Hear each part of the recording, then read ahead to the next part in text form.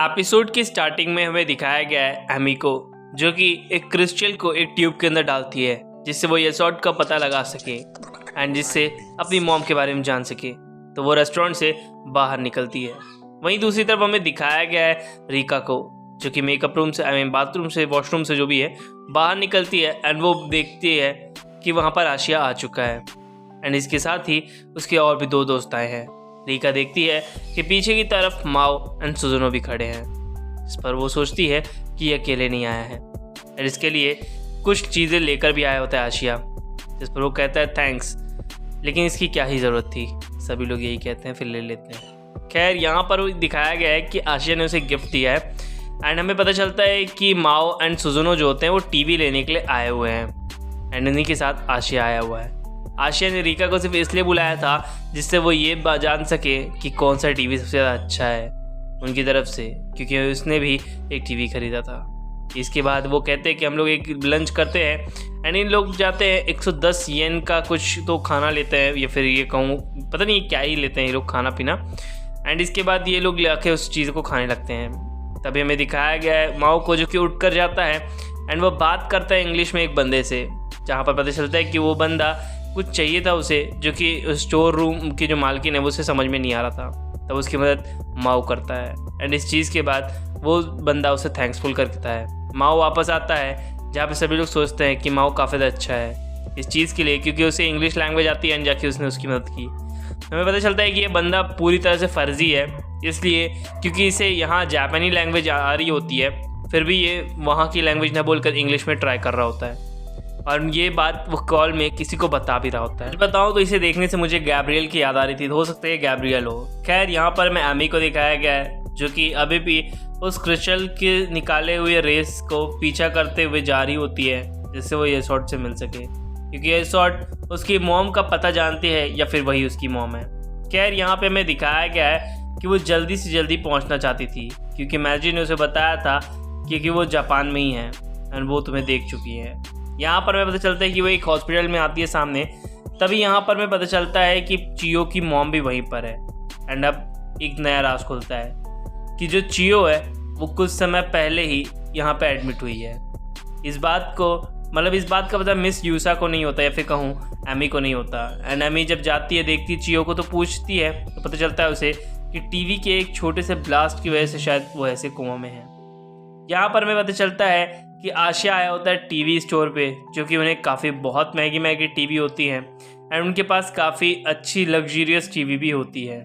जिसके बाद हमें पता चलता है कि इन सभी लोग का एक्साइटमेंट बढ़ जाता है। आशिया एंड यहाँ पर रिका दोनों ही बात करती हैं एंड इस चक्कर में आशिया उसका हाथ पकड़ लेता है रिका का, जिसकी वजह से रिका काफ़ी ब्लैंक हो जाती है, पूरी तरह से शर्मा जाती है। एंड इसके बाद जब माओ आता है और उससे बात करने की कोशिश करता है तो वो पूरी तरह से ब्लैंक्ड होती है, क्योंकि आशिया ने उसको हाथ पकड़ा था एंड वो इतनी ज़्यादा शर्मा रही होती है कि उसे समझ में नहीं आ रहा था कि क्या रिएक्शन दे। यहाँ पर मैं दिखाया गया माओ को, जो कि सुजुनो से पूछता है कि आशिया एंड रिका दोनों एक दूसरे को पसंद करते हैं क्या, क्योंकि मुझे ऐसा लगा रिका के बिहेवियर से कुछ देर पहले ही, क्योंकि उसने उसका हाथ पकड़ा था जिसकी वजह से वो पूरी तरह से शर्मा गई थी एंड इस चीज़ के लिए वो पूछता है इस चीज़ को। तो सुजुनो उसे एक ज़बरदस्त पंच मार देती है उसके चेहरे पे एंड हमें पता चलता है ये कहते हुए कि सुजुनो एक फॉलन एंजल है, आशिया एक फॉलन एंजल है एंड वो ये सारी चीज़ें बिल्कुल भी नहीं कर सकता। वैसे उसने चियो की मेमोरी को भी रीराइट किया था और अब एक और लड़की, ये मैं बिल्कुल भी नहीं सोच सकती एंड इसके साथ ही फ्यूचर काफ़ी ज़्यादा बुरा होगा। जिस पर माओ कहता है मुझे पता है कि ये काफ़ी बड़ी ट्रेजेडी भी है एंड इस पर वो भी बताता है कि टोक्यो में जब एमी एंड वो आए थे तो वो भी किसी को नहीं जानते थे, लेकिन धीरे धीरे करके सब कुछ सही हो गया। ये लड़की भी एक दिन समझ जाएगी कि आशिया है कौन। यहाँ पर वो देखकर बात कर रही होती है एंड वो काफ़ी एक्साइटेड होती है आशिया के साथ रहने में एंड बात करती है माओ के बारे में। वो कहते हैं कोई नहीं, वो सब दोस्त। इसी के साथ हमें एक चीज़ और पता चलती है कि जितनी भी स्टोर में रखी टीवी होती है जो कि चल रही होती है वो सब की सब ब्लास्ट हो जाती है। माओ तुरंत के तुरंत आशिया को लेकर रिका को जाने के लिए कहता है, जिस पर वो कहती है कि वो इमोशनली अभी भी रेडी नहीं है।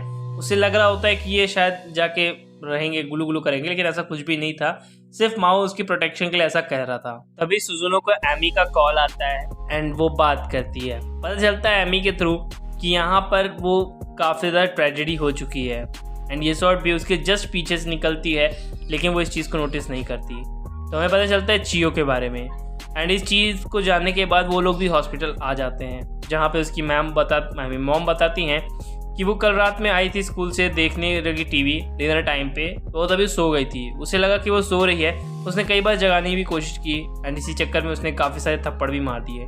जब वो नहीं उठी तब उसने एम्बुलेंस को कॉल किया। डॉक्टर के हिसाब से उसे कुछ भी नहीं हुआ है, बस फ़र्क इतना है कि वो कोमा में चली गई है। अब अचानक से कोमा जाने पर सुजुनो उसका हाथ चेक करती है। सुजुनो उस टाइम पर तो कुछ नहीं बोलती एंड माओ को भी समझ में नहीं आ रहा होता ये क्या हो रहा है। तभी वो पूछती है कि तुम यहाँ पर क्यों आई थी, तो वो बताती कि मैं वो ये शॉट को फॉलो कर रही थी इसकी लाइट के थ्रू, जिससे वो पता कर सके अपनी मॉम के रिलेटेड जानकारी को।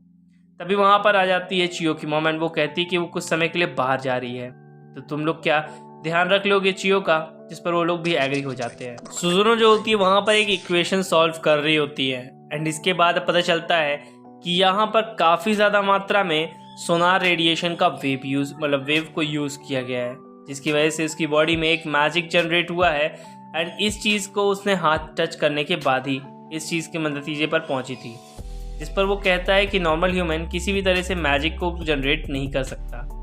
यहाँ पर पता चलता है कि एक सेलेस्टियन फोर्स बेस है जो कि सोनार पल्स है शायद से, उसकी थ्योरी के हिसाब से यानी कि सुजुनो की थ्योरी के हिसाब से ऐसा करना पॉसिबल है एंड इस चीज़ के लिए लाइफ फोर्स भी काफ़ी बड़ा जिम्मेदार है। यहाँ पर वो लोग कहते हैं लाइफ फोर्स एंड तभी टीवी टूट जाती है। यहाँ पर एक बार फिर से सभी की जगह की टीवी टूट जाती है एंड रिसोर्ट वहाँ से निकल रही होती है अदर पेशेंट्स को देखने के लिए।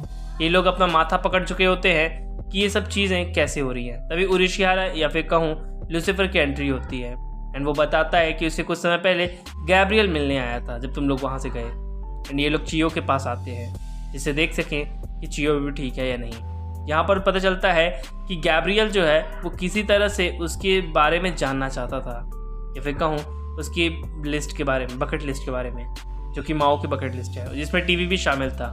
तो हो सकता है एक पनिशमेंट के तौर पे एंजल्स ने ये एक्शन लिया हो, ये डिसाइड किया हो कि वो सभी की सभी टीवी से गॉड जो है वो चियो को हर्ट कर सके। यहाँ पर मैं राघवेल नाम के एक न्यू कमर या फिर न्यू बंदे को दिखाया गया है जो कि इन सोनार पल्सेस का ही यूज़ क्यों कर रहा है एंड ये सोयोसॉर्ट के बिहाफ पर तो नहीं कर रहा। तभी उसकी मॉम की एंट्री होती है एंड वो कहती है कि नहीं, आपकी बेटी बिल्कुल ठीक है एंड आपको चिंता करने की ज़रूरत नहीं है मैम।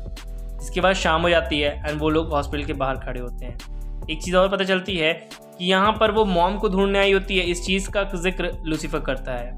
इसके बाद हमें पता चलता है कि अम्मी काफ़ी ज़्यादा भड़क जाती है, वो कहती है कि ये सब मेरी मॉम से कैसे कनेक्ट हो सकता है एंड इस चीज़ के लिए वो लूसीफर पर काफ़ी ज़्यादा चिल्लाती है। यहाँ पर हमारा आशिया जो होता है वो थोड़ा सा कंफ्यूज होता है फ्यूचर कॉलीग को लेकर अपने, क्योंकि इन सभी चीज़ों के लिए चियो जो होती है वो कोई भी जिम्मेदार नहीं होती है, तो अगर पनिशमेंट देनी ही थी तो वो लोग माओ को दे सकते थे।